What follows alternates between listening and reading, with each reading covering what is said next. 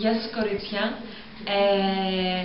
Ήθελα να κάνω σήμερα ένα μικρό βιντεάκι για αυτά που φοράω. Θα πάω σε λίγο για ποτό με τις φίλες μου και ήθελα να σας δείξω τι φοράω. Είναι πολύ απλό ντύσιμο, γιατί έτσι δίνουμε, και είναι και πολύ οικονομικό, είναι από μαγαζιά που όλες ξέρουμε.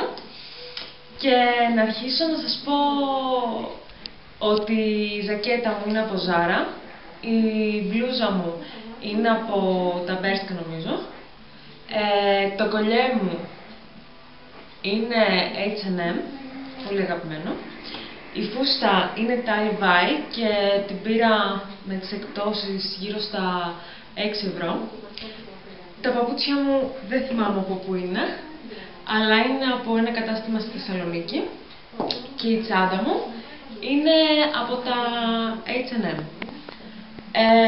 Είναι πολύ απλό ντύσιμο, δεν πάμε σε κάτι πολύ glamour και ελπίζω να σας άρεσε και θα τα ξαναπούμε.